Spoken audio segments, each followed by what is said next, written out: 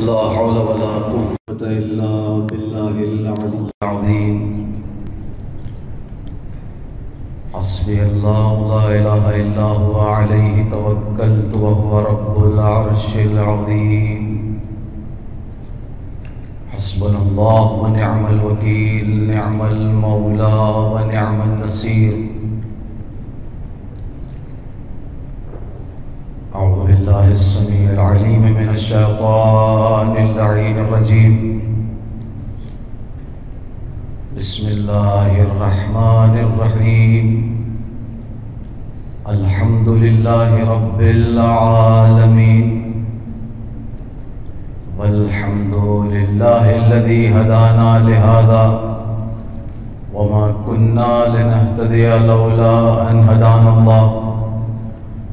لقد جاءت رسل ربنا بالحق، ثم الصلاة والسلام والتحية والإكرام على حبيب قلوبنا وطبيب نفوسنا وشفيع ذنوبنا مولانا ومولى الكونين رسول الثقلين جد الحسن والحسين أبي القاسم المصطفى محمد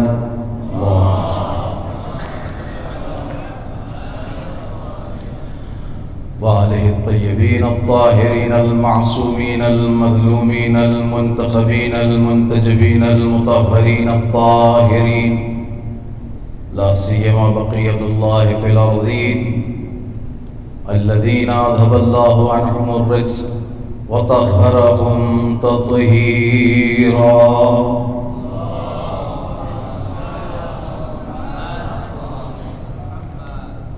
ولعنة الله على أعدائهم أجمعين من الآن إلى قيام يوم الدين. أما بعد، فقد قال أمير المؤمنين علي بن أبي طالب عليه الصلاة والسلام: إن الله جميل يحب الجمال ويحب أن يرى أثر النعمة على عبده. درود پڑھ دیجیے عظمت محمد و آل محمد پر.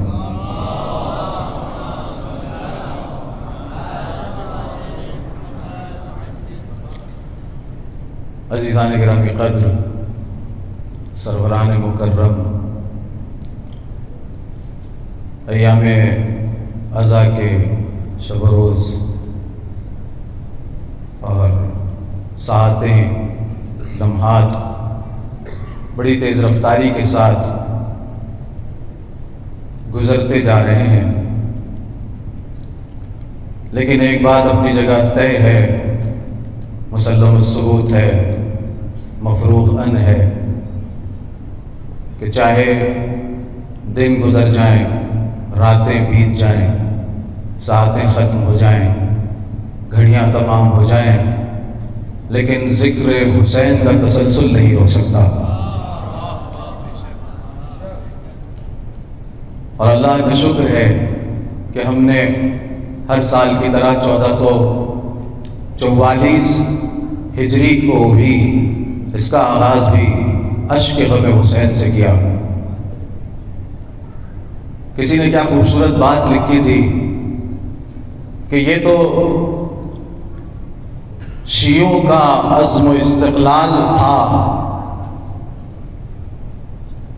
کہ انہوں نے عاشورہ کو اور کربلا کو نہ بھولنے دیا نہ بھلانے دیا، ورنہ اموی فکر تو جلتا ہوا کعبہ اور اجڑتا ہوا مدینہ تک چھپا لے گی. یہ شیعوں کا عزم و استقلال تھا جو کربلا کو بھولنے نہیں دیتا، کربلا کو زندہ رکھتا ہے. اور یہ رابطہ دو طرفہ ہے. کربلا نے اپنے ماننے والوں کو زندہ رکھا ہوا ہے اور اس کے ماننے والوں نے کربلا کو زندہ رکھا ہوا ہے. عزیزان گرامی قدر، اس مجلس عزا میں، عزاداری میں ہر انسان حسب توفیق اپنے اپنے حصے کی شمع جلاتا ہے اور اپنا اپنا کردار ادا کرتا ہے. کوئی مجلس منعقد کرتا ہے، کوئی ذاکری کرتا ہے، کوئی شاعری کرتا ہے، کوئی نوحہ پڑھتا ہے. ہر انسان اپنا اپنا حصہ ادا کرتا ہے، اور یوں اپنی روح کے حسن کو، اپنے دل کی پاکیزگی کو، اپنی سماعت کی خوبصورتی کو اور اپنی نظر کے جمال کو ثابت کرتا ہے۔ اور یہ حسن، یہ خوبصورتی، یہ زیبائی، یہ جمال ایک فطری شے ہے۔ بہت سارے احساسات ہیں جو اللہ سبحانہ و تعالیٰ نے انسان کے وجود میں ودیعت کر دیے ہیں۔ کچھ احساسات کو ماہرین نفسیات نے کشف کر لیا ہے، بہت سے احساسات ایسے بھی ہیں جنہیں ابھی کشف نہیں کر پائے ہیں۔ بہرحال بہت سارے احساسات ہیں جو انسان کے وجود میں اللہ نے ودیعت کیے۔ مثلا ایک حص اس کے اندر پائی جاتی ہے جسے کہتے ہیں حص جستجو۔ انسان جاننا چاہتا ہے، انسان سمجھنا چاہتا ہے، حقائق سے آشنا ہونا چاہتا ہے، جانچ پڑتال کرنا چاہتا ہے۔ ایک حص ہے حص احسان و نیکی، انسان دوسروں کے ساتھ نیکی کرنا چاہتا ہے، یہ حص اس کے اندر پائی جاتی ہے۔ ایک حص ہے مثلا حص عبادت و بندگی، اور اسی طرح ایک حص کا نام ہے حص جمال پسندی، حص جمال پسندی۔ ہر حص جو اللہ نے انسان کے وجود میں رکھی ہے، سب کی کوئی نہ کوئی حکمت ہے، کوئی نہ کوئی فلسفہ ہے، جس کی بنیاد پر اس کے وجود میں اللہ نے وہ حص رکھی ہے۔ حص جستجو اس لیے رکھی تاکہ وہ کائنات ہستی کے قوانین کو، رازوں کو سمجھ سکے، اور آفاق و انفس کی آیات اور نشانیوں کا مطالعہ کر کے کچھ حقائق تک پہنچ سکے۔ حص نیکی و احسان اس لیے اس کے وجود میں رکھی تاکہ وہ اخلاقی اقدار کا تحفظ کر سکے اور اس کا پابند رہ سکے۔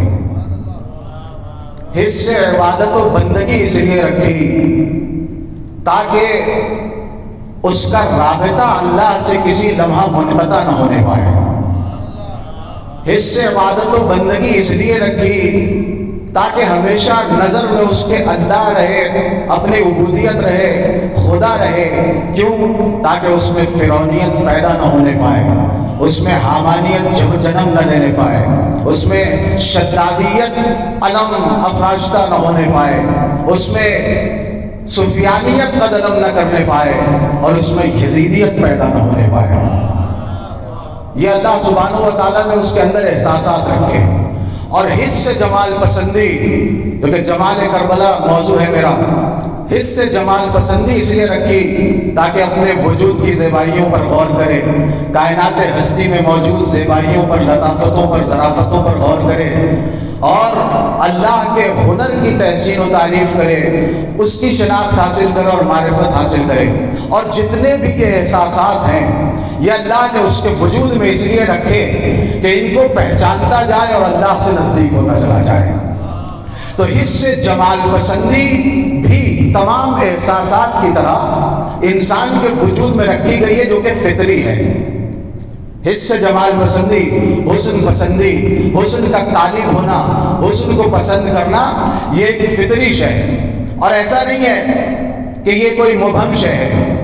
توجہ میرے عزیزوں، اسی لیے مولا امیر المومنین علی ابن ابی طالب علیہ السلام نے ارشاد فرمایا، صلوات پڑھ دیجیے محمد و آل محمد پر،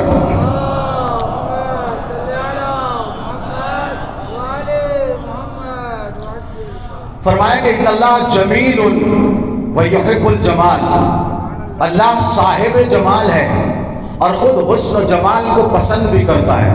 وَيُحِبُّ أَن يَرَى أَثَرَ النِّعْمَةِ عَلَى عَبْدِهِ، اور یہ بھی پسند کرتا ہے کہ اپنی نعمت کے اثرات کو، آثار کو اپنے بندے کے وجود پر دیکھے، اس کے وجود ظاہری پر اور وجود باطنی پر۔ میں نے عرض کیا یہ جمال کوئی مبہم شے نہیں ہے، ہر شخص جانتا ہے کہ جمال کیا ہے۔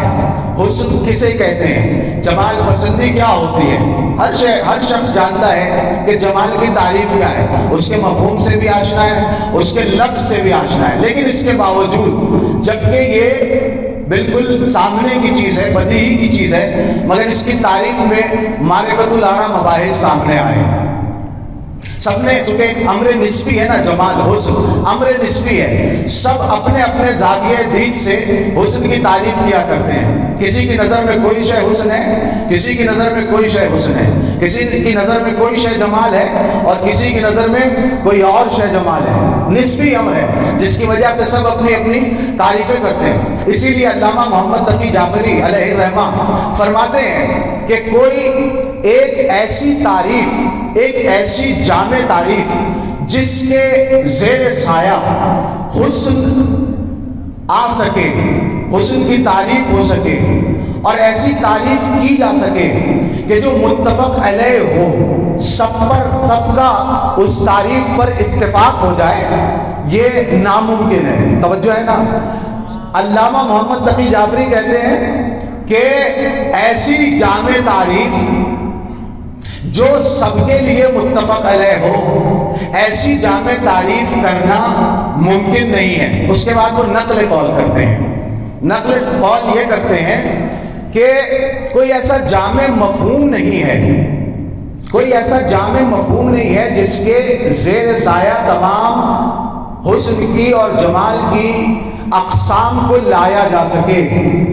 لہٰذا وہ نقل قول کرتے ہوئے کہتے ہیں کہ کسی نے کہا ہے، لہٰذا یہ کہا گیا ہے کہ آپ دیکھیں کہ ایک گلدستے کی زیبائی اور جمال کہاں، اور ایک ماں کی ممتا میں جو حسن پایا جاتا ہے وہ کہاں، ایک چاندنی رات میں، چاند ستاروں سے چمکتی دمکتی چاندنی رات کا حسن کہاں، اور ایک آبشار کا، دل فریب و دلاویز آبشار کا حسن کہاں، ایک موضوع اور مناسب آہنگ اور ترنم کا حسن کہاں، اور ان تمام چیزوں کا حسن ایک طرف، اس کے بعد عدل کا حسن کہاں، انصاف کا حسن کہاں، حق پسندی کا حسن کہاں۔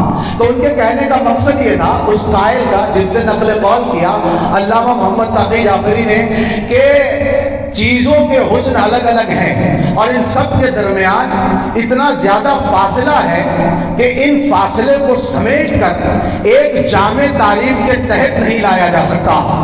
یہ رہا اس قائل کا قول۔ توجہ میرے عزیزوں، یہ ہے اس قائل کا قول۔ لیکن میں یہ کہنا چاہوں گا، اے قائل، ہو سکتا ہے اصطلاحات کی دنیا میں، مفاہیم کی دنیا میں، اصطلاحات کی دنیا میں کوئی ایک ایسا جامع لفظ نہ ملا ہو، کوئی ایسا جامع مفہوم نہ ملا ہو کہ جس کے اندر حسن اور جمال کی تمام تر اقسام کو جمع کیا جا سکے، مگر اصطلاحات اور مفاہیم کی دنیا سے ہٹ کر جب ہم نے تاریخی حقائق و واقعات کی دنیا پر نظر ڈالی تو ہمیں تاریخی حقائق و واقعات میں ایک ایسی جامع حقیقت ملی جسے کربلا کہتے ہیں، جسے کربلا کہتے ہیں۔ آپ نے کہا ایک گلدستے کا حسن کہا، ایک چاندنی رات کا حسن کہاں، توجہ، چاندنی رات کا حسن کہاں، ایک خوبصورت آبشار کا حسن کہاں، ایک ماں کی ممتا کا حسن کہاں، ایک موضوع اور مناسب آہنگ کا حسن کہاں، حق کا حسن کہاں، حق پرستی کا حسن کہاں، عدل و انصاف کا حسن کہاں۔ توجہ میرے عزیزوں، آئیے کربلا میں جامع جمال شے کا نام کربلا ہے، جہاں 72 پھولوں سے ملا ہوا ایک ایسا گلدستہ نظر آتا ہے کہ جس کی زیبائی کے سامنے کوئی زیبائی کام نہیں کرتی، جہاں زینب ہو، ام فروا ہو، ام رباب ہو، ام وہب ہو، ام لیلہ کی مامتا کی خوبصورتی نظر آتی ہے کہ جس کی مامتا، جن ماؤں نے اپنے بچوں کو میدان قتال کی طرف بھیج کر مامتا کے حسن میں 4 چاند لگا دیے۔ یہاں پر چاند رات، آپ نے کہا چاندنی چاندنی جو رات ہے اس کی کوئی شبیہ نہیں ملتی، اس کا کوئی حسن جمع نہیں کر سکتا۔ آئیے شب عاشور نام کی ایک ایسی رات یہاں موجود ہے کہ جس کو دیکھ کر چاند شرما رہا ہے، ستارے شرما رہے ہیں۔ توجہ میرے عزیزو، آپ نے کہا آبشار کی خوبصورتی کہاں؟ آئیے اسی کربلا میں تشنگی کے ایسے خوبصورت آبشار ملتے ہیں کہ جن کو دیکھ کر فرد شرمندگی سے فرات اپنے چلو بھر پانی میں ڈوبنے کے لیے تیار۔ اسی شب عاشور میں ایسا موضوع آہنگ و ترنم ملتا ہے جو دعاؤں کا آہنگ ہے، عبادتوں کا آہنگ ہے، تلاوت قرآن کا آہنگ ہے، جس کو دیکھ لے اگر انسان اور جس کو کائنات کی سماعت اگر سن لے تو پھر کسی ترنم کی طرف اس کا دل نہ جائے۔ توجہ میرے عزیزو، اور حق پرستی، عدل و مساوات کا ایسا حسن یہاں پر موجود ہے کہ اس حسن نے اگر اپنے جوان سال بیٹے علی اکبر کے چہرے پر اپنا چہرہ رکھا تو وہیں اپنے غلام جان کے چہرے پر بھی اپنا چہرہ رکھ کے بتایا کربلا جامع جمال و حسن کا نام ہے۔ صلوات پڑھ دیں محمد و آل محمد پر۔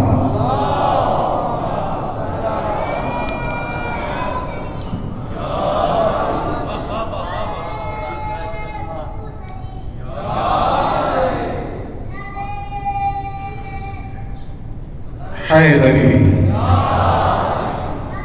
توجہ میرے عزیزوں، تو یہ کربلا جامع حسن ہے جہاں ہر طرح کی خوبصورتی اور جمال یکجا ہے۔ توجہ میرے عزیزوں کہ جہاں امام حسین علیہ السلام نے عدل و مساوات کے حسن کو بھی دکھایا کہ اکبر کا جہاں سر ہے وہی جون کا سر ہے، شبیر کا زانو ہے مساوات کی دنیا۔ تو یہ حسن اور جمال ہے۔ توجہ میرے عزیزوں، تو کہا کیا گیا کہ اس کی تعریفیں الگ الگ ہیں اور کسی ایک جگہ ایک تعریف، ایک مفہوم، ایک اصطلاح کے تحت ان تمام مفاہیم کو جمع نہیں کیا جا سکتا۔ اور یہاں تک بعض دانشوروں نے کہا کہ حسن اور جمال کی تعریف ممکن ہی نہیں ہے، حتیٰ یہاں تک کہہ دیا، عاجزی کا اعتراف کر لیا کہ حسن اور جمال کی تعریف کی ہی نہیں جا سکتی۔ کیوں؟ اس لیے کہ تمام مصادیق میں بہت سارے فاصلے موجود ہیں، ان فاصلوں کو ایک جگہ جمع نہیں کیا جا سکتا۔ جب جمع نہیں کیا جا سکتا تو ایک تعریف کے تحت سب کو لایا نہیں جا سکتا، تو گو کہ حسن کی ایک جامع تعریف پیش ہی نہیں کی جا سکتی۔ یہ کس نے کیا؟ دانشوروں نے اس بات کا اعتراف کیا کہ ایک جگہ حسن و جمال کو جمع نہیں کیا جا سکتا، تعریف اس کی پیش نہیں کی جا سکتی، دانشوروں نے ہتھیار ڈال دیے، عاجزی کا اعتراف کر لیا کہ حسن و جمال کی تعریف نہیں پیش کی جا سکتی، لیکن خالق حسن و جمال کی قسم، اس سے جمالیات کی سب سے عظیم علمبردار، عقیلہ بنی ہاشم، عالمہ غیر معلمہ، عابدہ آل علی، فہمہ غیر مفہمہ، ثانی زہرا زینب کبریٰ نے ابن زیاد کے دربار میں جمال کی، حسن کی ایک ایسی جامع تعریف بیان کی کہ جس تعریف کو بیان کرتے ہوئے زینب کبریٰ سلام اللہ علیہا نے فرمایا کہ میں بتاتی ہوں کہ جمال کہتے کسے ہیں، جمیل کربلا ہے، جمال حسین ہے، جمیل کربلا ہے، حسین جمال ہے، حسین عین حسن ہے، حسین عین جمال ہے۔ صلوات پڑھ دیں محمد و آل محمد پر۔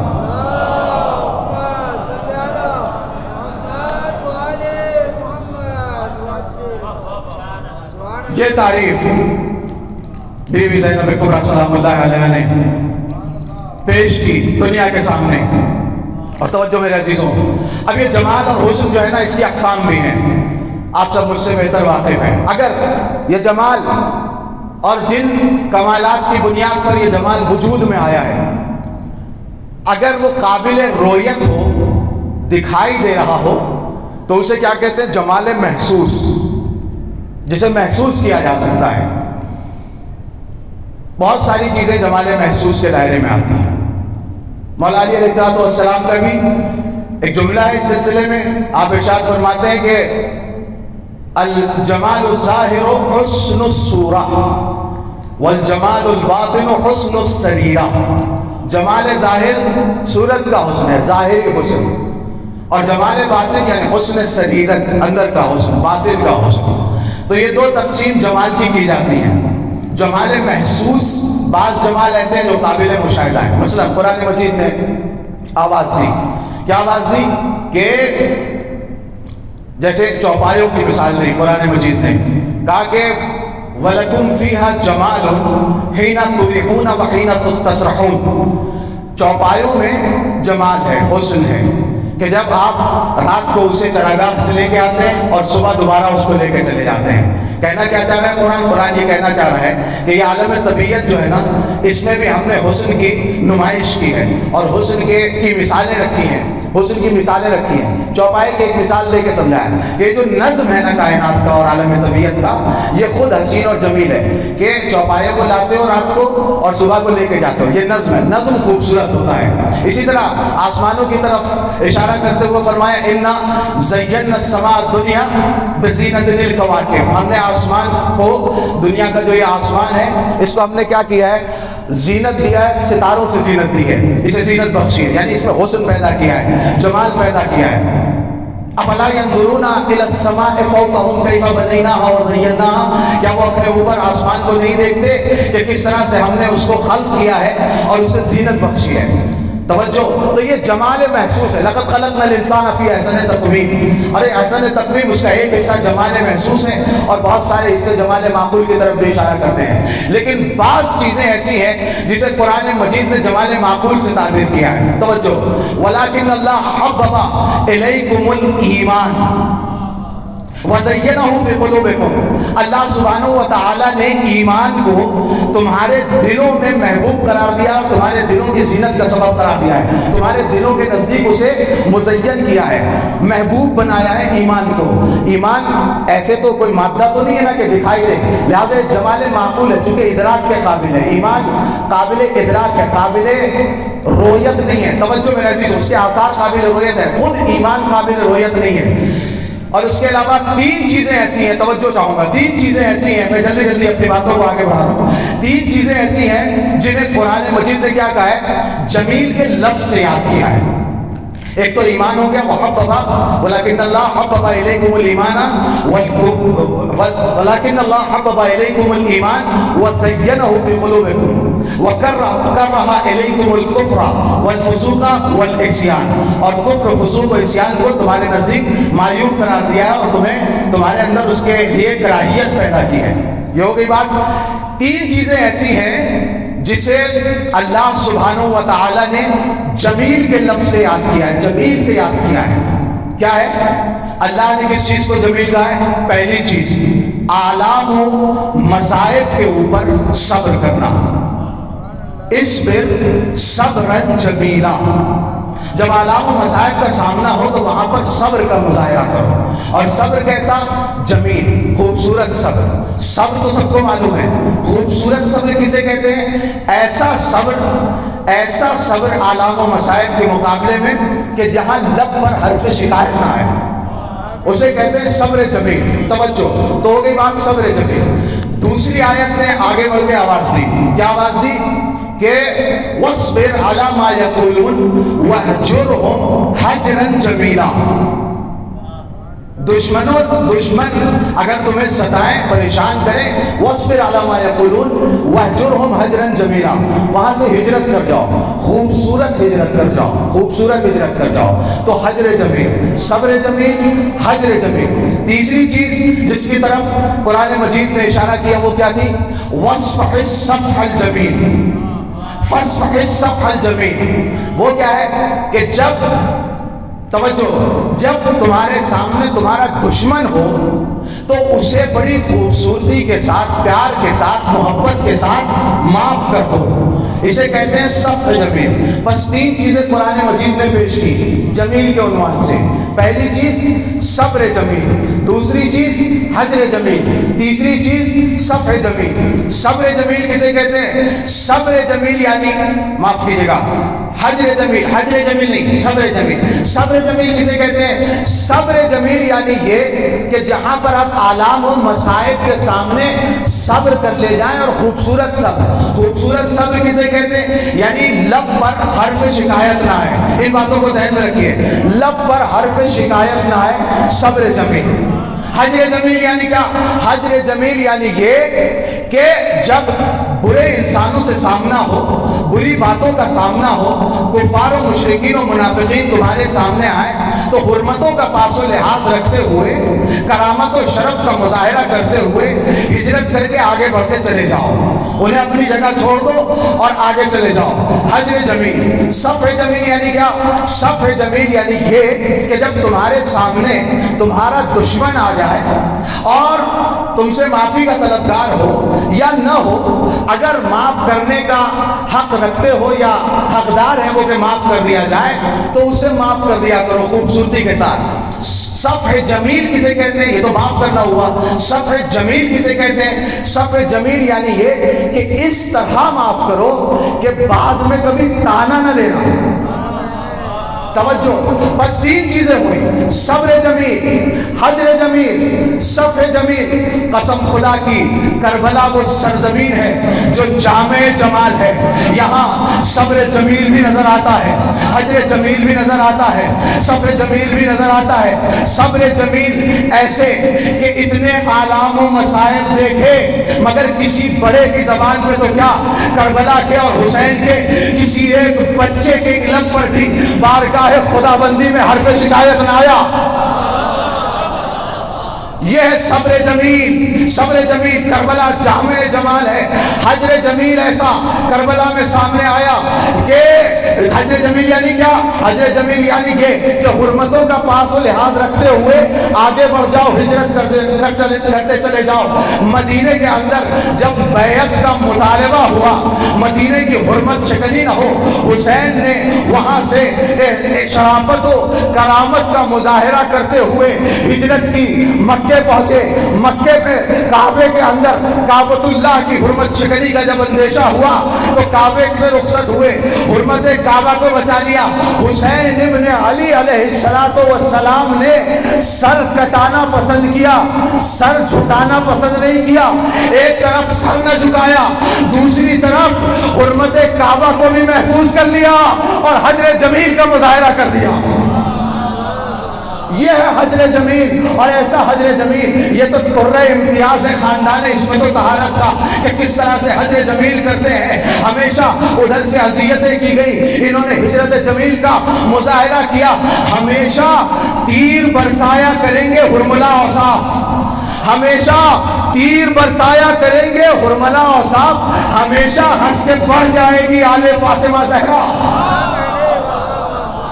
یہ ہے حجر جمیل، صبر جمیل، حجر جمیل۔ اس کے بعد صفح جمیل، کربلا صفح جمیل کی بھی تجلی گاہ ہے۔ وہ کیسے؟ وہ ایسے کہ جب حسین ابن علی کی بارگاہ میں نادم و پشیمان ہو کر پہنچا تو امام حسین ابن علی نے اسے ایسے معاف کیا کہ بعد میں کوئی تانا نہ دیا۔ اور تم تھے جو ہمیں گھیر کر لائے، اور تم تھے جس کی وجہ سے ہمارے بچے پیاسے ہیں، نہیں۔ اور امام حسین علیہ السلام نے ان کو صفح جمیل کیا، خوبصورتی کے ساتھ معاف کیا، اتنا معاف کیا اور ایسے معاف کیا کہ حر کو حر علیہ السلام بنا دیا، حر کو علیہ السلام بنا دیا۔ یہی نہیں بلکہ انتا حر فی الدنیا والآخرہ کی سند سے نوازا، اور یہی نہیں انتا حر فی الدنیا والآخرہ کی سند سے ہی نہیں نوازا، بلکہ اپنی مادر اطہر کی ہاتھوں کا بنا ہوا رومال حر کی پیشانی پر باندھ دیا تاکہ جو حر کی پیشانی پر عرق ندامت آئے وہ ابد آباد تک کسی کو دکھائی نہ دے۔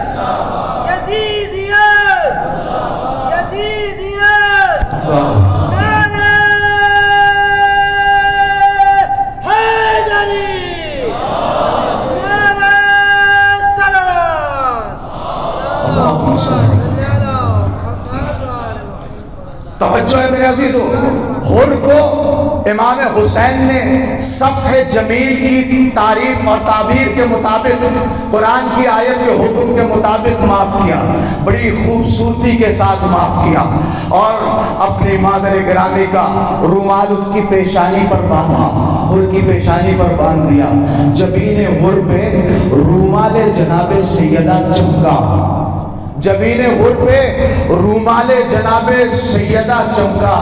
کہاں تاریخ میں ہوتی ہے یوں شرمندگی روشن؟ یہ ہے کربلا کا جمال اور حسن، جس نے تمام حسن کو اپنے اندر یکجا کر لیا ہے۔ ایک صلوات پڑھ دیں محمد و آل محمد کے عظمت۔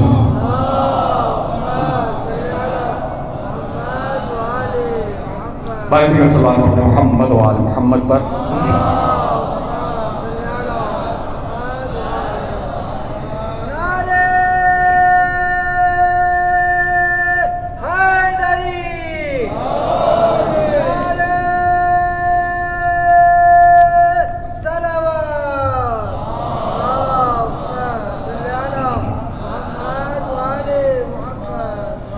تو اس طرح سے کربلا تجلی گاہ جمال ہے، یہ ہے جمال کربلا جس کا ہم مشاہدہ کر رہے ہیں۔ اور عزیزان گرامی، کربلا یوں بھی جمیل ہے کہ اس کا مقصد عظیم تھا، اس کا ہدف بلند تھا، اور جب مقصد عظیم ہوتا ہے اور جب ہدف بلند ہوتا ہے تو کیا ہوتا ہے؟ اس مقصد کو پانے کے لیے جب راستہ طے کیا جاتا ہے تو اس راستے میں بڑی بڑی رکاوٹیں آتی ہیں، بڑے بڑے خطرات کا سامنا ہوتا ہے، بڑی بڑی مشکلات کا سامنا ہوتا ہے۔ اور انسان کا ایک حسن یہ بھی ہے، توجہ، انسان کا ایک حسن یہ بھی ہے کہ وہ خطرات میں کیا کارکردگی دکھاتا ہے، مشکل اوقات میں کیا کارکردگی دکھاتا ہو، کیا کون سا ہنر دکھاتا ہے، یہ بھی انسان کا حسن ہے۔ توجہ میرے عزیزو، حضرت امیر المومنین علی ابن ابی طالب علیہ السلام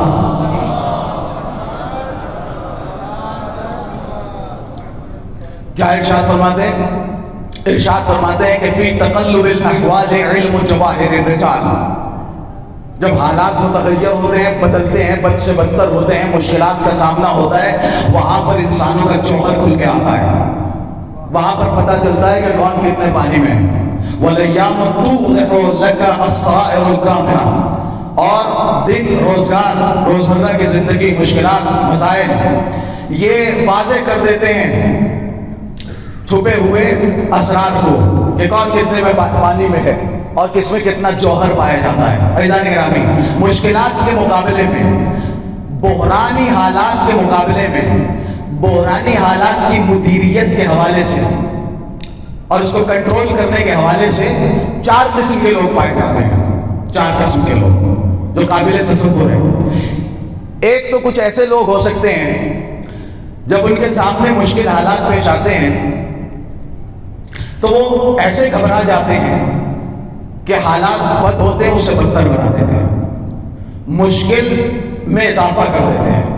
نہ صرف یہ کہ مسائل کو ختم نہیں کر پاتے، کم نہیں کر پاتے، مسئلہ حل نہیں کر پاتے، بلکہ مسائل میں اضافہ کر دیتے ہیں۔ توجہ ہے، ایسے لوگ بالکل بے ہنر ہوتے ہیں، اور ان کی بے ہنری کی سب سے بڑی دلیل ہی یہ ہے، کیا دلیل ہے؟ کہ وہ حالات پر کنٹرول اور قابو نہیں کر پا رہے ہیں، حالات بد ہیں، بد سے بدتر کر رہے ہیں۔ ایک قسم ہے۔ دوسری قسم جو قابل تصور ہے ایسے لوگوں کی کہ انسان جب مشکل حالات کا سامنا کرے تو اسے بد سے بدتر نہ ہونے دے، بد سے بدتر نہ ہونے دے، جہاں پر وہ حالات باقی ہیں وہیں پر باقی رکھے، مسئلہ زیادہ خراب نہ ہونے دے، مشکل میں اضافے کا سبب نہ ہو۔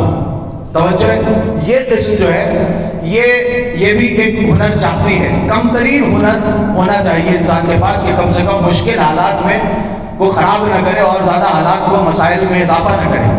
تیسری قسم جو قابل تصور ہے وہ یہ ہے کہ انسان مشکل حالات کے وقت، بحرانی حالات کے وقت، خطرات کے وقت اپنے ذریعے ایسا رویہ ظاہر کرے کہ جس کی وجہ سے وہ مشکل پر کنٹرول بھی کر لے اور دھیرے دھیرے اس مشکل کو حل کرنے کی کوشش بھی کرتا رہے اور حالات کو بہتری کی طرف لے جائے.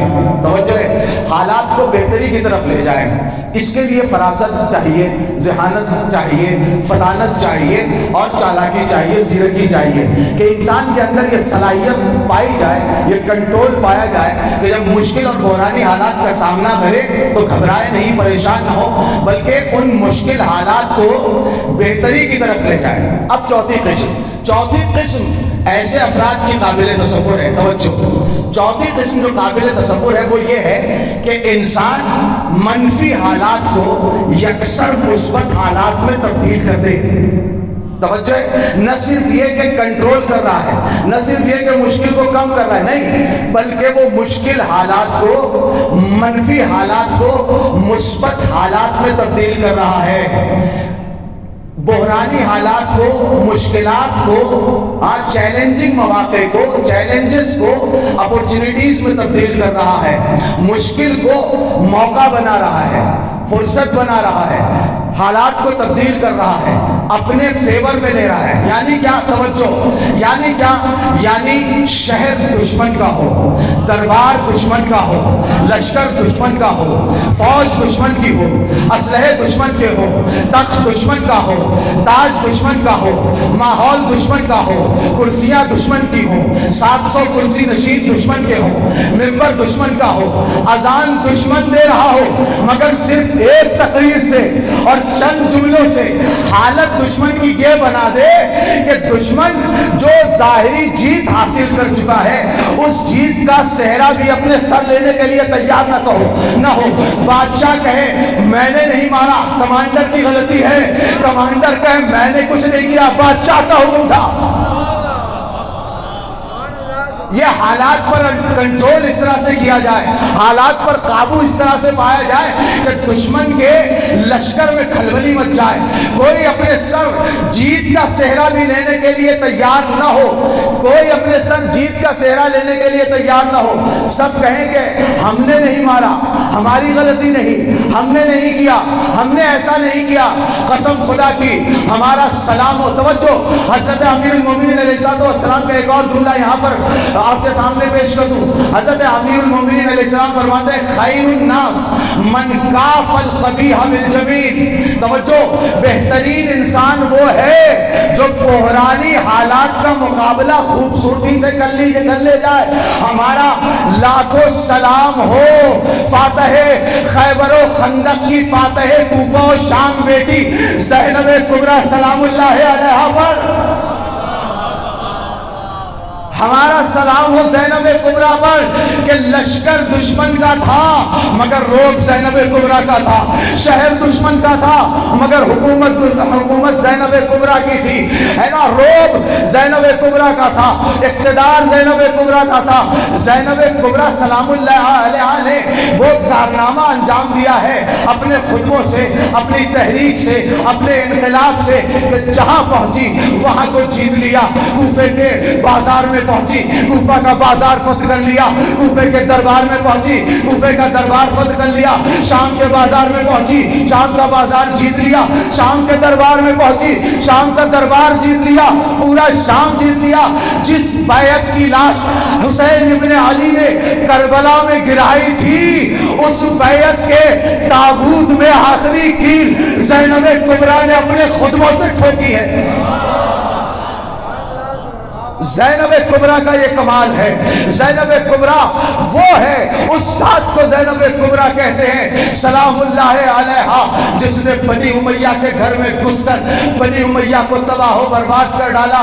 توجہ میرے عزیزو, جب دو لشکروں کے درمیان جنگ ہوتی ہے تو جب جو لشکر فاتح ہو جاتا ہے, جو لشکر جیت جاتا ہے, اس لشکر کی خوبی کیا ہوتی ہے, اس اپنی جیت کو ظاہر کرنے کے لیے کیا کرتا ہے, آخر میں جا کر دشمن کے سپاہیوں کو تیر خلاص مارتا ہے, آخری گولیاں برساتا ہے اور جنگ کا فاتحہ پڑھ دیا جاتا ہے کہ ہم جیت گئے. یہی کام زینب کبریٰ سلام اللہ علیہا نے کیا ہے. زینب حسین کے لشکر کی وہ آخری سپاہی تھی جنہوں نے بنی امیہ کے پیکر میں آخری تیر برسا کر بنی امیہ کا قصہ تمام کر دیا۔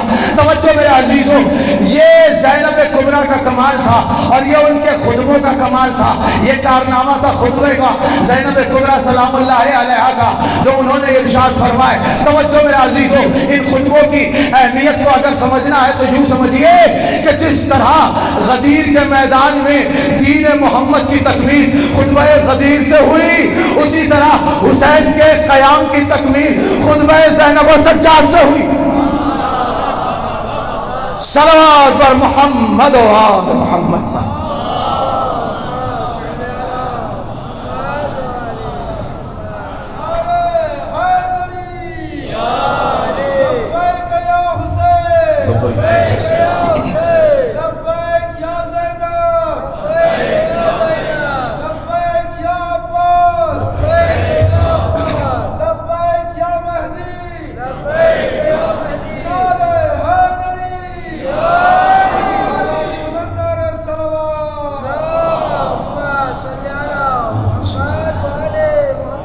یہ ہے جناب زینب کبریٰ علیہ السلام جو جمال کربلا کو اس طرح سے ظاہر کر رہی ہے۔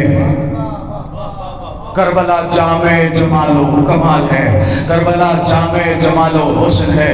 توجہ میرے عزیزوں، اب یہ زینب کبریٰ جو قافلہ لے کے چلی ہیں، اسرا کا قافلہ، یہ کوفے کی سرزمین پر پہنچتی ہیں۔ اگرچہ زینب خستہ و کوفتہ ہیں مگر امیدوں کا سورج بنی ہوئی ہیں۔ زینب کبریٰ کے دل میں غموں کا ایک دریا ضرور ہے، لیکن اسی کے ساتھ ساتھ زینب کبریٰ کشتی صبر و شکر کی ناخدا بنی ہوئی ہے۔ زینب اسیری کی رسیوں میں ضرور جکڑی ہوئی ہیں، لیکن تمام عالم انسانیت کے حریت مزاجوں کی امام بنی ہوئی ہیں۔ اور یوں زینب کبریٰ سلام اللہ علیہا آتی ہے کوفے کے بازار میں۔ راوی کہتا ہے، توجہ میرے عزیزو، راوی کہتا ہے وَرَأَيْتُ زینب بنت علی، میں نے زینب بنت علی علیہ السلام کو دیکھا، واللہ اس کے بعد کہتا ہے وَلَمْ أَرَى خَفِرَةً أَنْتَقَ مِنْهَا قَطُّ، میں نے اس سے پہلے کبھی ایسی سخنور معظمہ خاتون نہیں دیکھی تھی۔ ایسی سخنور معظمہ خاتون، خفرہ کہتے ہیں محترم معظمہ خاتون کو، میں نے کبھی ایسی معظم و محترم سخنور خاتون نہیں دیکھی تھی۔ اب دیکھیں جلال زینب کسے کہتے ہیں۔ ایک مرتبہ آپ دیکھیں کہ کوفے کا ماحول کیسا ہے۔ کوفے کا ماحول ایسا ہے کہ عام حالات نہیں ہے جیسے ہم اور آپ بیٹھ کر گفتگو کر رہے ہیں، ایسا نہیں تھا کہ وہاں مجمع منتظر تھا کہ جناب زینب کبریٰ ابھی تشریف لائیں گے اور ہم ان کے خطاب سے استفادہ کریں گے اور ان کی زیارت کریں گے، نہیں، ایسا کچھ نہیں تھا۔ بالکل کوفہ پلٹ چکا تھا، کوفے میں بالکل ماحول بدل چکا تھا۔ اور کیا ماحول بدلا تھا؟ شادیانے بج رہے تھے، طبل بج رہے تھے، نیزہ بردار نیزہ لیے ہوئے کھڑے تھے، شمشیر بردار شمشیریں لیے ہوئے کھڑے تھے، لوگ ہل کھلا کر رہے تھے، خوشیاں منا رہے تھے، کچھ لوگ رو بھی رہے تھے۔ ایسا ماحول تھا جہاں شور تھا، شرابہ تھا اور دشمن کا قبضہ تھا۔ وہاں زینب کبریٰ پہنچی ہیں، مگر جلال زینب کو دیکھیے اور ساتھ ساتھ جمال زینب کو بھی دیکھیے، وہ کیا ہے؟ راوی کہتا ہے کہ زینب کبریٰ علیہ السلام نے فَأَوْمَعَتْ إِلَى النَّاسِ أَنِ اسْكُتُوا، زینب کبریٰ نے اشارہ کیا کہ خاموش ہو جاؤ۔ اس کا اثر کیا ہوا؟ فَارْتَدَّتِ الْأَنْفَاسِ وَسَكَتَتِ الْأَجْرَاسِ أَوْ فَسَكَتَتِ الْأَصْوَاتِ، زینب کبریٰ کے اشارے کا یہ اثر ہوا کہ جو سانسیں آ رہی تھی نا وہ آئی نہیں، واپس چلی گئی، یعنی سانسیں رک گئیں۔ اور کیا اثر ہوا؟ جانوروں کے گلے میں جو گھنٹیاں بنی ہوئی تھی انہوں نے بجنا چھوڑ دیا۔ توجہ میرے عزیزو، زینب کبریٰ نے لب نہیں ہلائے تھے، اس خطو ابھی کہا نہیں تھا، صرف اشارہ کیا تھا کہ خاموش ہو جاؤ، اس کا یہ اثر ہوا۔ میں کہوں گا زینب کبریٰ اشارہ نہیں کر رہی تھی بلکہ تکوینیات پر اپنے اختیار تصور کا ادنا سا مظاہرہ کر رہی تھی۔ کہ ہم بھی علی کی بیٹی ہیں اور ہم جانتے ہیں کہ تکوینیات میں کیسے تصرف کیا جاتا ہے۔ اس کے بعد جناب زینب کبریٰ سلام اللہ علیہا نے خطاب کیا، کیا خطاب کیا؟ الحمدللہ والصلاة علی رسول اللہ، حمد پروردگار۔ ایسے حالات میں بھی توجہ، ایسے حالات میں بھی کتنے دکھ دیکھے ہیں، کتنے غم دیکھے ہیں، کتنی مصیبتیں زینب کی نگاہوں کے سامنے ہیں۔ ابھی 2 دن کا واقعہ ہے، واقعہ عاشورہ، جہاں بھائی بھتیجے سب مار دیے گئے، لاشیں بچھا دی گئی، لیکن اس کے باوجود زینب جب یہاں پہنچی ہیں تو کیا کہہ رہی ہیں؟ الحمدللہ، اللہ کو نہیں بھولی زینب۔ جناب زینب اللہ کو نہیں بھولی، اللہ کو کیسے بھولتی؟ یہ تو کوفے کا ماحول ہے۔ خود کربلا کے اندر 11 محرم کو نماز شب زینب کی قضا نہیں ہوئی، جناب زینب کی نماز شب تک قضا نہ ہوئی۔ اللہ کو نہیں بھولی، کوئی اور ہوتا خدا کو خیر بات کہہ دیتا، دین کو خیر بات کہہ دیتا، سب کو بھول جاتا۔ کربلا کے بعد بھی تم سید سجاد ہو، دوسرا ہوتا تو کہہ دیتا خدا کوئی نہیں، دوسرا ہوتا تو کہہ دیتا خدا کوئی نہیں۔ یہ اہل بیت اطہار علیہ السلام ہے۔ کیا فرمایا؟ الحمدللہ والصلاة علی رسول اللہ، یا اہل الکوفہ یا اہل القتل والغدر اتبکون، کیا تم رو رہے ہو اے کوفے والوں، اے دھوکے بازوں، اے فریب دینے والوں، تم رو رہے ہو؟ فلا رقات الدمعۃ ولا حدات الرنۃ، تمہارے آنسو نہ تھمے، تمہارا گریہ نہ رکے۔ فإنما مثلکم کمثل التی نقصت غزلها من بعد قوت انکاسا، تمہاری مثال اس کی عورت کی جیسی ہے جو بنتی ہے اور پارا کر دیتی ہے، تم نے سب کچھ خراب کر دیا۔ توجہ میرے عزیزوں، یہ کوفہ کیا تھا؟ یہ کوفہ بازار تھا، سجایا گیا تھا کوفے کا بازار تاکہ تماشائی تماشا دیکھیں، ہلا کرنے والے ہلا کریں، خوشیاں منانے والے خوشیاں منائیں، طبل بجانے والے طبل بجائیں، ڈنکے پیٹنے والے ڈنکا پیٹیں۔ یہ اس لیے کوفے کو سجایا گیا تھا کہ اہل بیت اطہار کی رسوائی ہو سکے، یعنی یہ بازار رسوائی تھا، بازار رسوائی تھا۔ جو بازار رسوائی کو درسگاہ حسینی میں تبدیل کر دے اسے زینب کبریٰ کہتے ہیں، اسے زینب کبریٰ سلام اللہ علیہا کہتے ہیں۔ اس کے بعد یہ اسیروں کا قافلہ، توجہ میں اپنی منزل سے نزدیک ہوتا ہوں، اس کے بعد یہ اسیروں کا لٹا ہوا قافلہ دربار ابن زیاد میں پہنچتا ہے۔ توجہ میرے عزیزوں، اس شان و شوکت کے ساتھ پہنچ رہا ہے یہ قافلہ کہ جلال و جبروت میں کوئی کمی نہیں ہے، حشم میں کوئی کمی نہیں ہے، تزک و احتشام میں کوئی کمی نہیں ہے، پورے جلال و جبروت کے ساتھ، تزک و احتشام کے ساتھ، شان و شوکت کے ساتھ جناب زینب کبریٰ وارد دربار ہوتی ہیں۔ ظاہر ہے مصائب کی منزل الگ ہے، لیکن یہاں پر عالم یہ ہے کہ روایت میں ملتا ہے وحفت بہا اماؤہا، جناب زینب کی کنیزوں نے جناب زینب کو اپنے حلقے میں لے رکھا تھا۔ اس جلال و جبروت کے ساتھ، شان و شوکت کے ساتھ زینب کبریٰ وارد دربار ہوئی اور جا کر ابن زیاد کو سلام نہیں کیا۔ توجہ میرے عزیز کو، سلام نہیں کیا ابن زیاد کو کہ روب دیکھتی، دربار کا جلال دیکھتی، شان و شوکت دیکھتی اور وہاں پر ڈر جاتی، کانپ جاتی۔ جناب زینب تو زینب تھی، سکینہ تک نہ ڈری، 4 سالہ رقیہ تک نہ ڈری، کوئی نہ ڈرا اس روب و دبدبے سے۔ کیوں؟ اس لیے کہ یہ خانوادہ عصمت و طہارت کی افراد ہیں اور اس خاندان کے لوگ ہیں جو ان حالات سے نہیں کانپتے، نہیں ڈرتے۔ جناب زینب کبریٰ نے سلام نہیں کیا۔ شہید مطہری آل اللہ مقامہ کہتے ہیں، جانتے ہو سلام نہ کرنے کا مطلب کیا ہے؟ سلام نہ کرنے کا مطلب یہ ہے کہ ابھی ہمارا ارادہ زندہ ہے، ابھی ہمارا حوصلہ زندہ ہے، ابھی ہم پست نہیں ہوئے ہیں، ابھی ہم نے شکست نہیں کھائی ہے، ہم زندہ ہیں، کربلا زندہ ہے، ہمارا مقصد دین زندہ ہے، حسین زندہ ہے۔ جناب زینب وارد دربار ہوئی، سلام نہیں کیا۔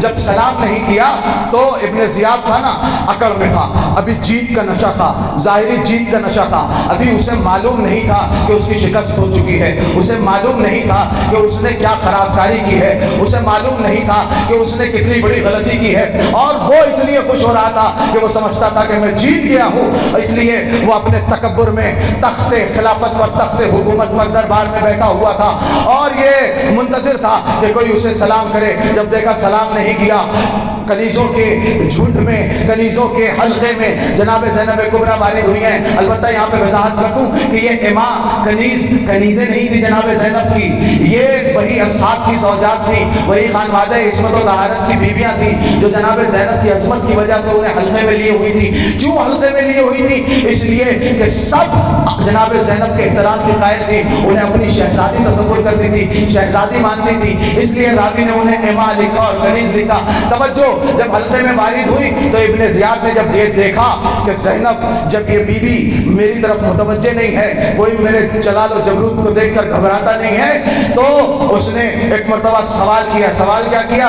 سوال کیا من ہذہ المتکبرہ، من ہذہ المتکبرہ، یا دوسری روایت من ہذہ المتنکرہ، کون ہے یہ متکبرہ غرور میں چور خاتون جو ہماری طرف توجہ نہیں کرتی، یا کون ہے یہ غیر معلوم ناشناس خاتون جس کو کوئی پہچانتا نہیں ہے؟ ایک مرتبہ جناب زینب نے کوئی جواب نہیں دیا، 3 مرتبہ اس نے پوچھا من ہذہ المتکبرہ، کوئی جواب نہیں، من ہذہ المتکبرہ، کوئی جواب نہیں، من ہذہ المتکبرہ۔ جناب زینب سلام اللہ علیہا نے کوئی جواب نہیں دیا، وہاں سلام نہیں کیا، یہاں جواب نہیں دیا۔ شہید مطہری کہتے ہیں سلام نہ کرنا، سلام نہ کرنا اور جواب نہ دینا یہ بتاتا ہے کہ زینب یہ پیغام دینا چاہ رہی تھی، تو آج تخت و تاج پر بیٹھا ہے، اپنے تخت و تاج پر نہ اترا۔ زینب علی کی بیٹی فاطمہ کی جگر گوشہ تجھے لائق کلام بھی نہیں سمجھتی، تجھے لائق کلام نہیں سمجھتی۔ شہید مطہری فرماتے ہیں تجھے لائق کلام نہیں سمجھتی۔ جب جناب زینب نے آواز نہیں دی، جواب نہیں دیا، تو ایک بی بی نے، ایک خاتون نے کیا کہا؟ بی بی نے کہا کہ ہاذہ بنت علی، توجہ، ہاذہ بنت علی۔ اس سے پہلے ایک اور جملہ کہہ دوں کہ کیا کہا اس نے؟ من ہذہ المتکبرہ۔ کیا آپ سے میں سوال کرتا ہوں، آپ یہ بتائیے کیا ابن زیاد یہ نہیں جانتا تھا کہ یہ خاتون کون ہے؟ یہ نہیں جانتا تھا کہ یہ خاتون کون ہے؟ خوب پہچانتا ہوگا کہ یہ خاتون کون ہے۔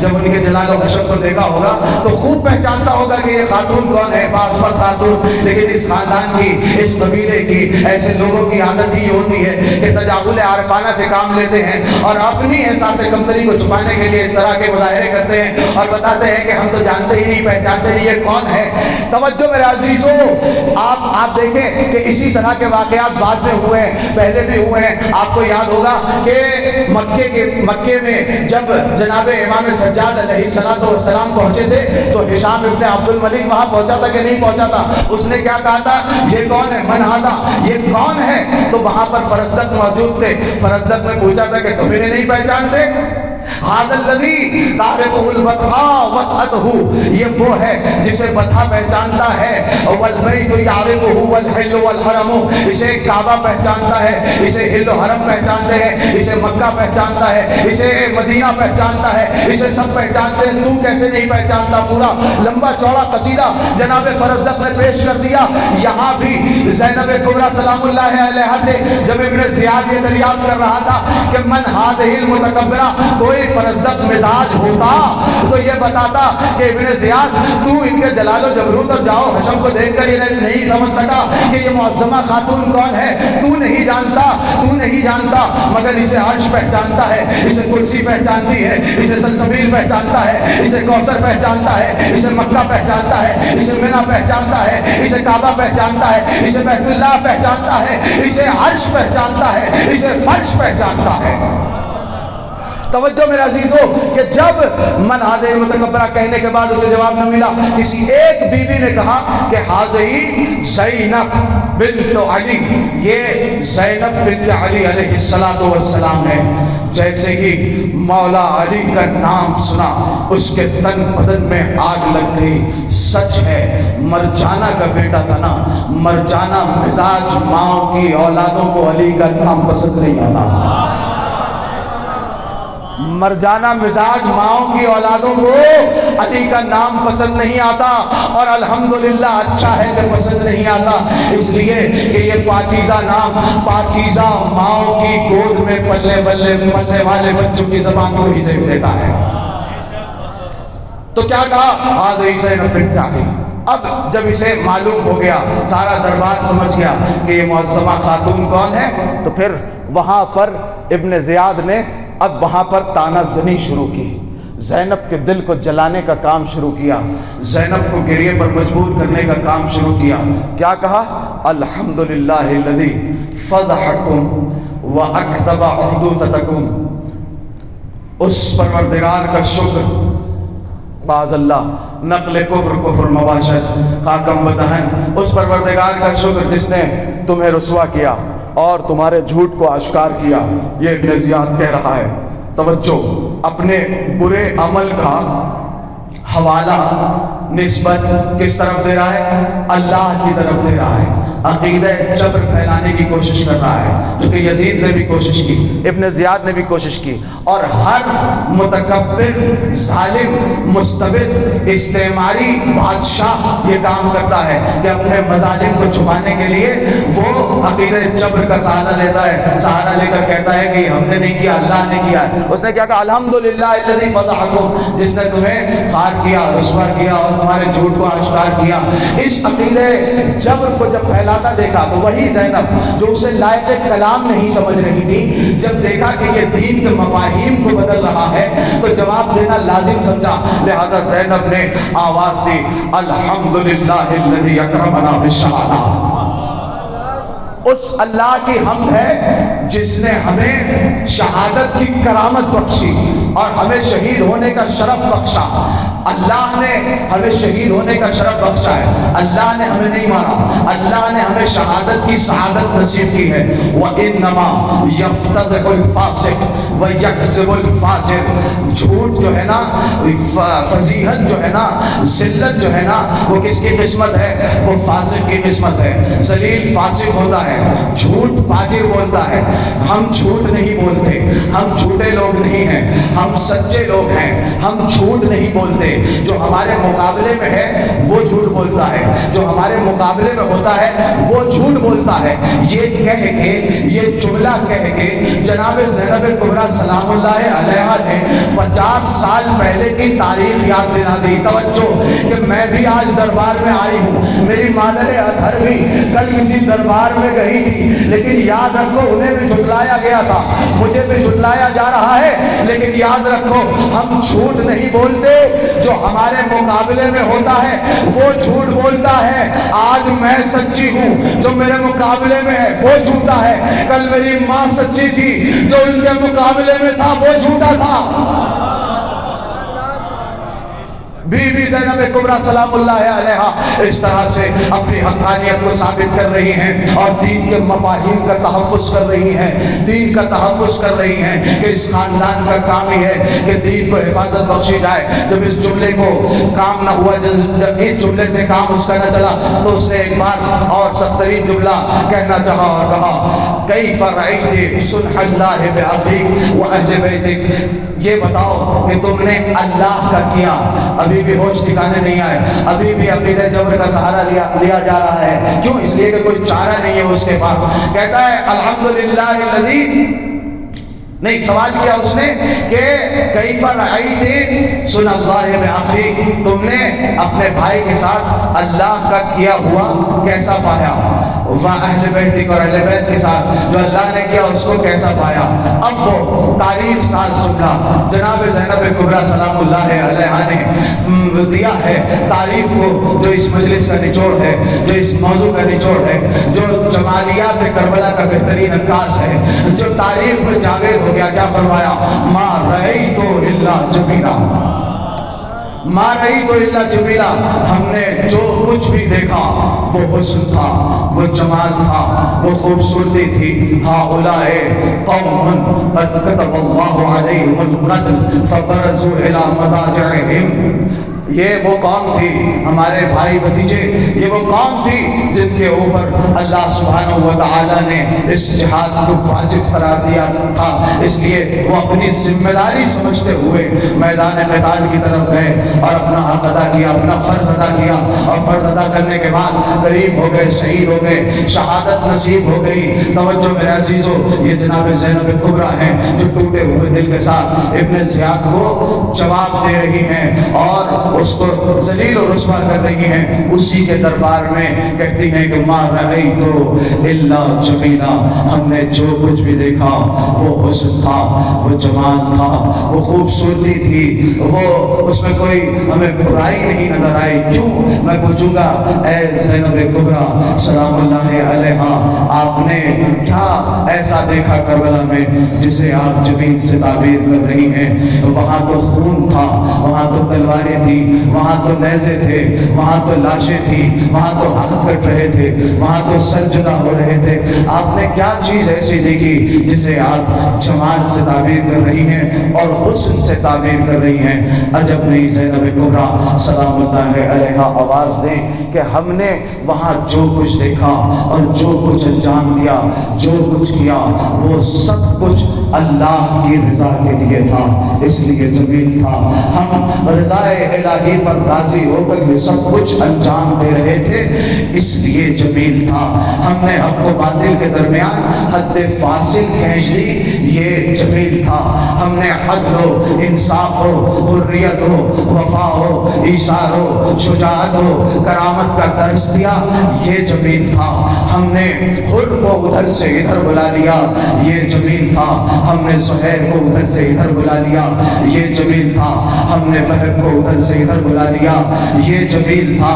ہم نے جو دیکھا سب کچھ جمیل تھا، ہم نے جو کیا وہ سب کچھ جمیل تھا۔ ہم نے شب عاشور میں جو تلاوت کی وہ جمیل تھی۔ ہم نے ظہر عاشور میدان کے بیچوں بیچ تلواروں کے سائے میں جو نماز جماعت ادا کی وہ بھی جمیل تھی۔ علی اکبر کے سینے پہ نیزہ ضرور لگا لیکن اس سینے نے اسلام کے سینے کو مضبوط کر دیا، یہ جمیل تھا۔ علی اصغر کے گلے پر تیر لگا، اس گلے نے اسلام کے گلے کو قوت عطا کر دی، یہ جمیل تھا۔ عباس کے بازو نے اسلام کو مضبوطی دی، یہ جمیل تھا۔ حسین کے گلے نے اسلام کی آواز کو مضبوطی دی، یہ جمیل تھا۔ ہم نے اپنی ردائیں اسلام کے سر پہ اڑائیں، یہ سب کچھ جمیل تھا۔ عزیزان محترم، بس میں نے آپ کی زحمت تمام کی، توجہ کریں میرے عزیزوں، بڑے ہی سخت اور دل آزار ایام ہیں، چانداز ایام ہیں، عجیب ماحول ہے۔ یہ زینب کی قربانیاں ہیں، یہ زینب کا ایثار ہے، یہ زینب کی فداکاری ہے۔ توجہ میرے عزیزوں کہ جو باتیں آپ حضرات کی خدمت میں پیش کی گئی، یہ جناب زینب کبریٰ سلام اللہ علیہا کی شجاعت کے کچھ نمونے تھے اور کچھ جھلکیاں تھیں، لیکن توجہ میرے عزیزوں کہ جناب زینب کبریٰ سلام اللہ علیہا جتنی شجاعت تھی اس سے بڑی صابرہ تھی۔ جناب زینب کبریٰ سلام اللہ علیہا جتنی شجاعت تھی نا اس سے بڑی صابرہ تھی کہ اگر زینب کا صبر نہ ہوتا تو پھر یہ شجاعت کی داستانیں بھی زینب نہ لکھ پاتی۔ یہ صبر تھا جو شجاعت کی داستانوں کو بھی ربط کر رہا تھا۔ یہ زینب کبریٰ ہے جو شجاعت اور صبر کو ساتھ لے کے چل رہی ہیں کہ شاعر کہتا ہے کہ صبر و شجاعت کے قصر ستم کو ڈھانے والی ذات کو زینب کہتے ہیں، صبر و شجاعت کے پیغام اس بات کو زینب کہتے ہیں۔ اب سننا میرے عزیزوں، دین کی خاطر چادر بھی دی، 2 معصوم سے بچے بھی۔ اللہ اکبر، میں نے کہہ دیا اور آپ نے سن لیا، دین کی خاطر چادر بھی دی، 2 معصوم سے بچے بھی۔ ایثار و قربانی کی جنگی برسات کو زینب کہتے ہیں۔ زینب ایثار و قربانی کا نام ہے۔ کیسی کیسی قربانیاں ہیں جو زینب کبریٰ سلام اللہ علیہا نے نہ دی۔ جانتے ہیں زینب کون ہے اور کیسی کیسی قربانیاں اپنے دل پر تحمل کیا ہے زینب کبریٰ نے۔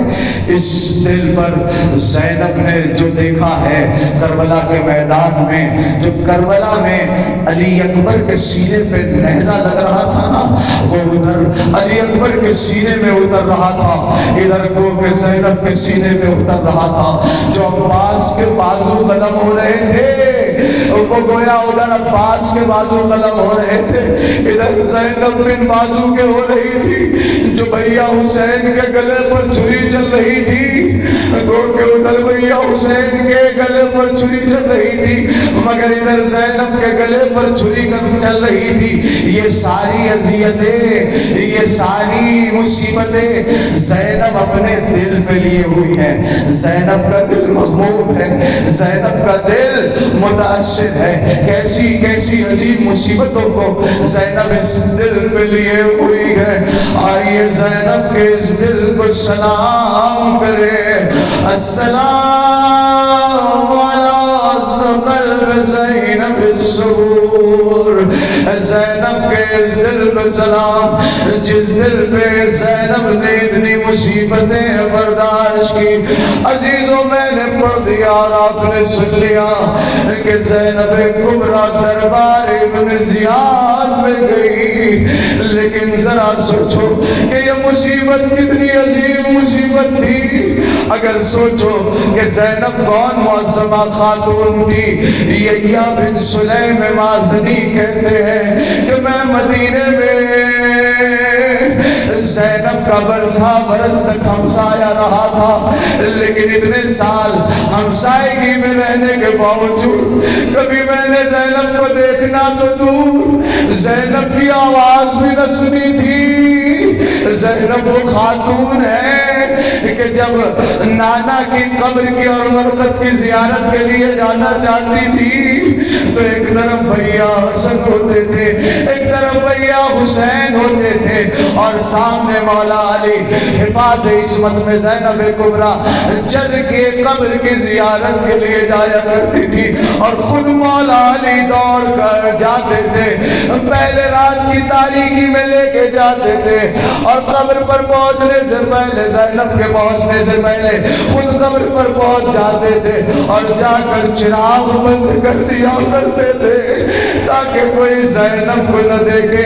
توجہ میرا عزیزو، علامہ مامقانی کہتے ہیں کہ زینب وہ معظمہ خاتون ہیں جنہیں عصر عاشور تک کسی نے نہ دیکھا تھا۔ اللہ اکبر۔ علامہ مامقانی آپ نے اسے ایک جملے میں کیسی مصیبت بیان کر دی کہ شب عاشور تک زینب کو کسی نے نہ دیکھا تھا، مگر عاشور کے بعد کربلا میں ابن سعد کے لشکریوں نے بھی زینب کو دیکھا، کوفے کے بازار میں کوفیوں نے زینب کو دیکھا، شام میں شامیوں نے زینب کو دیکھا، سب نے زینب کو دیکھا۔ یہی وجہ ہے کہ امام زمانہ کیا ارشاد فرماتے ہیں، وَلَا أَبْكِيَنَّ عَلَيْكَ بَدَلَ الدُّمُوعِ دَمًا۔ اے میرے جد حسین، میں آپ کے اوپر خون کے آنسو روتا ہوں۔ ایک عالم دین کہتے ہیں، ملا شیخ سلطان علی کہتے ہیں تبریزی کہ میں نے، یہ بہت بڑے روزہ خان تھے، مصیبت خان تھے، مصائب پڑھا کرتے تھے، باتقوا تھے، لہذا امام زمانہ کو خواب میں دیکھا۔ کہتے ہیں میں نے امام زمانہ کو خواب میں دیکھا اور پوچھ لیا، مولا آپ جو فرماتے ہیں لام کی انالی کا بدل تم ہوئے تمام، اے مولا یہ بتائیے وہ کون سی مصیبت ہے جس پر آپ خون کے آنسو روتے ہیں؟ کیا وہ علی اکبر کی مصیبت ہے کہ جب علی اکبر کو نیزہ لگا تھا، حسین نے اپنے ہاتھوں سے نیزے کو نکالا، خون کا فوارہ جاری ہوا، علی اکبر نے دم توڑ دیا اور فرمایا نہیں وہ علی اکبر کی مصیبت نہیں، اگر علی اکبر بھی ہوتے تو خون کے آنسو روتے۔ عرض کی مولا تو یہ بتائیے کیا وہ عباس علمدار کی مصیبت ہے کہ جس کی وجہ سے آپ خون کے آنسو روتے ہیں کہ جب اس کے بازو قلم ہوئے، آنکھوں میں تیر لگا، ایک گرز سر پہ لگا تیورا کے زمین پہ گر پڑے لبے نہر فرات ہمیشہ کے لیے سو گئے نہیں عباس کی مصیبت بہت عظیم ہے مگر اگر عباس بھی زندہ ہوتے تو اس مصیبت پر خون کے آنسو روتے یہ کہنے لگے عالم دین کہ پھر اس کا مطلب یہ ہے کہ یقیناً وہ حسین ابن علی کی شہادت کی مصیبت ہے کہ جب زینب نے دیکھا تھا وَالشِّمْرُ جَالِسٌ عَلَى صَدْرِ الْحُسَيْنِ اور مولا کی گردن پر چھری چلا رہا تھا زینب دیکھ رہی تھی مولا کیا وہ مصیبت ہے کہا نہیں وہ مصیبت بھی نہیں ہے یقیناً میرے جد کی شہادت عظیم مصیبت ہے لیکن میں جس مصیبت پر خون کے آنسو روتا ہوں اگر حسین زندہ ہوتے تو وہ بھی خون کے آنسو روتے اللہ اکبر تڑپ کے پوچھ لیا پھر مولا وہ کون سی مصیبت ہے جس پر آپ خون کے آنسو روتے ہیں ایک مرتبہ امام زمانہ نے تڑپ کر ارشاد فرمایا میری پھوپھی زینب کی بے چادری ایک لئین خیمے میں گھسائے تھے نوکے نیزہ سے چادر کھینچ رہے تھے کوئی تماچے مار رہا تھا کوئی تازیانے برسا رہا تھا اللہ اکبر یہ وہ مصیبت ہے کہ جسے امام زمانہ برداشت نہ کر پائے میں کہوں گا یقیناً ملا شیخ سلطان علی آپ کا خواب سچا ہے اس لیے کہ حقیقت میں بھی یہی ہوا حسین کو زینب کی بے رضائی برداشت نہ تھی وہ کیسے یاد ہے نا وہ منظر جب نشیب قتل گاہ میں حسین زین سے زمین پر تشریف لا چکے تھے اور دشمن سر قلم کرنا چاہتا تھا دشمن کو یہ اندازہ نہ تھا حسین زندہ ہے یا رخصت ہو چکے اور وہ یہ دیکھنا چاہتا تھا حسین زندہ ہے کہ نہیں مگر ہمت نہ تھی کہ حسین کے قریب ہو سر قلم کر سکے لہذا کسی نے مشورہ دیا کہ حسین کو تیر مارو اگر حسین زندہ ہوگے تو بدن میں حرکت ہوگی ایک لعین نے تیر کا نشان لیا حسین کے جسم اثر کو مارا مگر حسین میں اتنی طاقت نہ تھی کہ حسین اپنے بدن کو جنبش دے سکے مگر جب کسی لعین نے یہ کہا کہ گھوڑوں کا رخ خیموں کی طرف کرو خیمے پر حملہ کرو حسین کی غیرت نے برداشت نہ کیا وہ حسین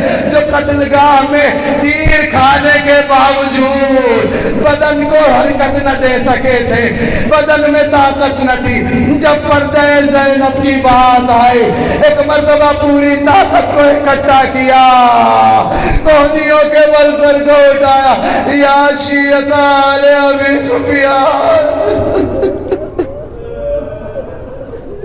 یا شیعت آل ابی سفیان یہ کیا کرتے ہو ابھی حسین زندہ ہے خیمے کا رخ نہ کرو ہائے جس مصیبت کو اکبر برداشت نہیں کر سکتے تھے عباس برداشت نہیں کر سکتے تھے حسین برداشت نہ کر سکے امام زمانہ خون کے آنسو روتے ہیں ذرا سوچو سید سجاد نے کربلا سے کوفہ سے شام تک کیسے اس مصیبت کو برداشت کیا ہوگا اللہ تمہاری ناموس کو محفوظ رکھے میرے مولا نے کس طرح برداشت کیا ہوگا یہی وجہ ہے کہ جب مولا سجاد سے پوچھا گیا مولا سب سے زیادہ مصیبت کہاں پڑی تو میرے دائی زینب پر گریا کرتے ہوئے فرمایا الشام الشام الشام